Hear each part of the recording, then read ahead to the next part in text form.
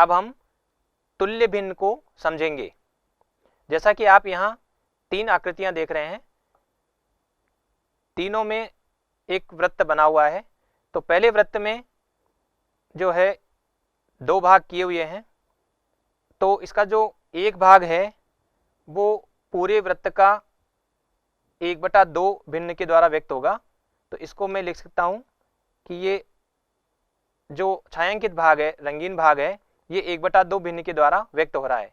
इसी प्रकार से ये जो दूसरी आकृति है उसमें पूरे वृत्त को 4 बराबर भागों में बांटा हुआ है और उनमें से 2 भाग रंगीन किए हुए हैं। तो जो रंगीन भाग पूरे वृत्त का कितना भिन्न होगा वो हम लिख सकते हैं 2/4, क्योंकि 4 भागों में से 2 भाग छायांकित है। इसी तरह तीसरे वृत्त को 8 बराबर भागों में बांटा गया है। तो 8 भागों में से 4 भाग रंगीन है, इसलिए यहाँ जो रंगीन भाग है वो पूरे वृत्त का 4/8 भिन्न के द्वारा प्रदर्शित किया जा सकता है।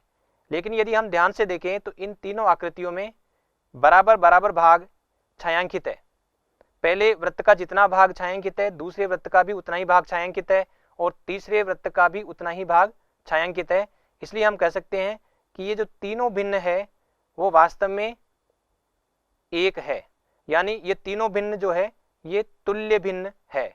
तो तुल्य भिन्न जो है वो इस तरह की होती है कि वो पूर्ण के एक ही भाग को व्यक्त करती है। ये भी हम कह सकते हैं कि ये एक तरह से एक ही भिन्न है। तो 1/2 को हम 2/4 बराबर 4/8 लिख सकते हैं।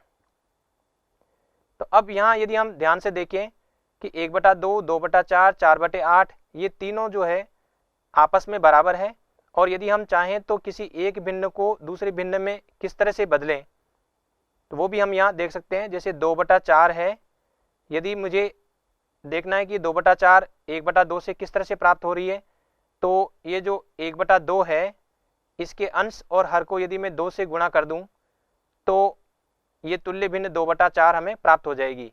इसी तरह से यदि मैं 1/2 से शुरू करता हूं, इसी तरह मैं 4/8 जो है वो 1/2 से हमें प्राप्त हो जाए, इसके लिए हम इस 1/2 के अंश और हर को यदि समान संख्या 4 से गुणा करें तो हमें जो अंश है वो 4 और हर 8 प्राप्त होता है। तो इस तरह से जो 1/2 भिन्न है और यहाँ जो 4/8 इसके तुल्य भिन्न थी वो हमें प्राप्त हो रही है। तो हम यहाँ देख रहे हैं कि किसी भी एक तुल्य भिन्न को किसी दूसरी तुल्य भिन्न में बदलना है तो इसके लिए अंश और हर उनको एक समान संख्या से हम गुणा कर देते हैं, लेकिन वो समान संख्या जिससे हम गुणा करते हैं वो शून्य नहीं होनी चाहिए। तो हमारे पास ये नियम हो गया कि एक दी हुई भिन्न की तुल्य भिन्न ज्ञात करने के लिए उसके अंश और हर को एक समान शून्यतर संख्या से गुणा कर सकते हैं। अब एक और उदाहरण देखिए।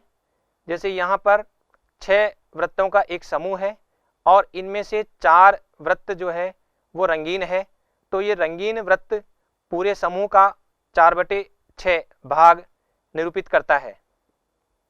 लेकिन यदि इसी आकृति को हम 3 बराबर भागों में बांट दें और हम देखें कि यहाँ जो 3 भाग है उनमें से 2 भाग छायांकित है या रंगीन है, तो ये 2 भाग पूरी आकृति का 2/3 भिन्न के द्वारा प्रदर्शित होगा।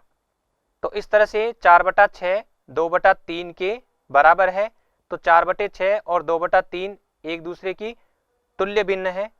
तो 4/6 को हम 2/3 लिख सकते हैं। अब हम एक और चीज यहाँ देख सकते हैं, 4/6 2/3 में किस तरह से रूपांतरित की जा सकती है। तो यहाँ हम देखें कि 4 और 6 दोनों को यदि मैं 2 से भाग कर देता हूँ तो ये 4/6 तुल्य भिन्न दूसरी तुल्य भिन्न 2/3 में रूपांतरित हो जाती है। तो इस तरह से एक तुल्य भिन्न को दूसरी तुल्य भिन्न में बदलने के लिए हम ये भी कर सकते हैं कि अंश और हर दोनों को हम समान शून्यतर संख्या से भाग दें। तो हमारे पास ये नियम हो गया कि एक दी हुई भिन्न के तुल्य भिन्न ज्ञात करने के लिए हम उस भिन्न के अंश और हर को एक समान शून्यतर संख्या से भाग दे सकते हैं। अब एक प्रश्न लेते हैं, 2/5 के तुल्य ऐसी भिन्न ज्ञात कीजिए जिसका अंश 6 है। अब हमें इस प्रश्न में जो भिन्न दे रखी है वह है 2/5 और इसे हमें एक तुल्य भिन्न में रूपांतरित करना है जिसका अंश 6 हो और हर हमें पता लगाना है। तो अब यहाँ देखिए, जो 2/5 है इसके अंश और हर को हम समान संख्या से गुणा कर सकते हैं। तो 2 को 6 में रूपांतरित करने के लिए हमें इस अंश 2 को 3 से गुणा करना पड़ेगा। इसी तरह से हर को भी उसी समान संख्या 3 से हम गुणा करेंगे। तो इस तरह से जो अंश है वो तो जो दिया हुआ है 6 वो आ जाएगा और जो हर है वो रूपांतरित होकर 15 हो जाएगा। तो इस तरह से हमने 2/5 के तुल्य भिन्न प्राप्त कर ली जिसका अंश 6 है और हर यहाँ पर 15 आ रहा है। तो 2/5 के तुल्य भिन्न 6/15 हो गई। एक दूसरा प्रश्न लेते हैं, 15/21 के तुल्य व भिन्न ज्ञात कीजिए जिसका हर 7 है। तो यहाँ पर 15/21 हमें एक भिन्न दे रखी है और इसे जिस तुल्य भिन्न में हमें रूपांतरित करना है उसका हर 7 होना चाहिए। अंश हमें पता लगाना है। तो अब यहाँ हम देखें कि 21 से 7 हम कैसे प्राप्त करेंगे। तो इसके लिए हम अंश और हर को ऐसी कौन सी संख्या से विभाजित करें ताकि हर 7 आ जाए। तो यहाँ पर हम जो 21 है यदि मैं उसको 3 से विभाजित कर देता हूँ तो हर हमें 7 मिल जाएगा। तो यही जो अंश है उसे भी हमें 3 से विभाजित करना पड़ेगा। तो 15 को जब हम 3 से विभाजित करेंगे तो हमें 5 प्राप्त होता है। इसी तरह से 21 को 3 से विभाजित करते हैं तो हमें 7 प्राप्त होता है। तो 15/21 के तुल्य भिन्न 5/7 होगी जिसमें हर 7 है। अब हम तुल्य भिन्नों के संबंध में एक रोचक तथ्य जान लेते हैं। जैसा कि आपने देखा 1/2 2/4 के बराबर थी। तो यहाँ 1/2 और 2/4 दोनों तुल्य भिन्न है और यदि हम पहली तुल्य भिन्न के अंश को दूसरी तुल्य भिन्न के हर से गुणा करें तो हम देखेंगे कि 1 गुणा 4 हमारे पास 4 एकम 4 प्राप्त होता है। इसी तरह से यदि मैं पहली भिन्न के हर को दूसरी भिन्न के अंश से गुणा करूं तो यहाँ 2 गुणा 2 आता है। तो 1 गुणा 4 और 2 गुणा 2 आपस में बराबर है। इसी तरह से दूसरी 2 तुल्य भिन्न हमारे पास है 2/5 और 6/15। यदि मैं पहली भिन्न के अंश को दूसरी भिन्न के हर से गुणा करता हूँ, इसी तरह दूसरी भिन्न के अंश को पहली भिन्न के हर से गुणा कर देता हूँ, तब भी हमारे पास समान संख्या प्राप्त होती है। 15 दूनी 30 और 5 गुणा 6 यानी कि 30। तो ये हमेशा यदि मैं कोई भी 2 तुल्य भिन्न लेता हूँ तो इसमें ऐसा हमेशा होता है। यहाँ हम 1 और 4 को गुणा कर रहे हैं, फिर 2 और 2 को गुणा कर रहे हैं, तो ये कैंची गुणनफल कहलाता है। तो ये रोचक तथ्य इस प्रकार से है, तुल्य भिन्नों के एक युग्म में पहली के अंश और दूसरी के हर का गुणनफल दूसरी के अंश और पहली के हर के गुणनफल के बराबर है। ये दोनों गुणनफल कैंची गुणनफल कहलाते हैं। जैसा कि आप यहाँ देख रहे हैं, कुछ तुल्य भिन्न पहले कॉलम में दिखाई हुई है और फिर दूसरे और तीसरे कॉलम में कुछ गुणा किए हुए हैं। जैसे पहले जो 1/3 भिन्न है और वो 3/9 तुल्य भिन्न के बराबर है। तो यहाँ पर पहली के अंश और दूसरी के हर का गुणनफल हम करते हैं तो 1 गुणा 9 बराबर 9 मिल रहा है। इसी तरह से दूसरी के अंश और पहली के हर का गुणनफल यदि हम करते हैं तो 3 गुणा 3 यानी 9 आ रहा है, दोनों बराबर है। इसी तरह से दूसरी जो तुल्य 2 भिन्न हैं वो 4/5 और 28/35 है। इसमें भी यदि हम 4 को 35 से गुणा करते हैं तो 140 मिल रहा है। इसी तरह से 5 को 28 से गुणा करने पर 140 आ रहा है, तो दोनों बराबर है। इसी तरह से 1/4 4/16 तुल्य भिन्न के बराबर है। यहाँ भी यदि पहली के अंश को यदि दूसरी के हर से गुणा करें तो हमें 16 संख्या प्राप्त होती है।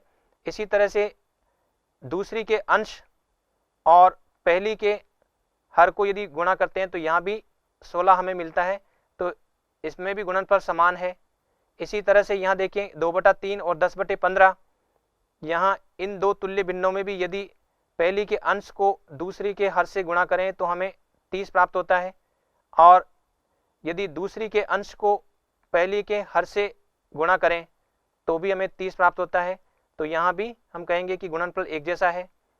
इसी तरह से यहाँ इसमें देख सकते हैं कि 3 को यदि गुणा करते हैं हम 56 से, तो यहाँ पर हमें मिलेगा 3 × 18, 3 × 5 15, 1 16, यानी 168 हमें मिलेगा। इसी तरह से यदि 24 को यदि हम 7 से गुणा करें तो यहाँ भी हमें 168 प्राप्त होता है। तो यहाँ भी हम देखते हैं कि दो तुल्य भिन्नों में ये हमें गुण प्राप्त होता है। तो यहाँ हम कह सकते हैं कि दो भिन्न तुल्य भिन्न है या नहीं है, इसकी जांच करने का बहुत बढ़िया तरीका है ये। इसमें हम जो है इस तरह से कैंची गुणनफल करेंगे। ये जो 1 और 9 है इनको हम आपस में गुणा करेंगे। इसी तरह से 3 और 3 को हम आपस में गुणा करेंगे, फिर देखेंगे दोनों सेम आ रहे हैं या नहीं आ रहे हैं। इसी तरह से यहाँ भी हम 4 और 35 को हम आपस में गुणा कर लेंगे।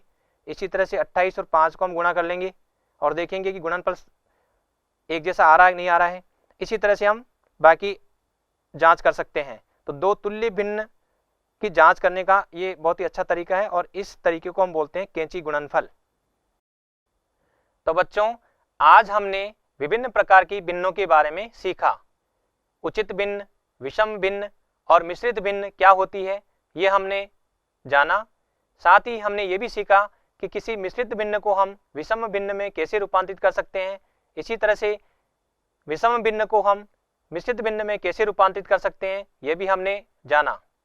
इसके अलावा हमने तुल्य भिन्नों के बारे में भी सीखा। तुल्य भिन्नों की जांच हम किस तरह से कर सकते हैं ये भी हमने आज के भाग में सीखा। भिन्नों के बारे में बहुत सारी चीज़ें हम अगले भाग में सीखेंगे। तब तक के लिए नमस्कार।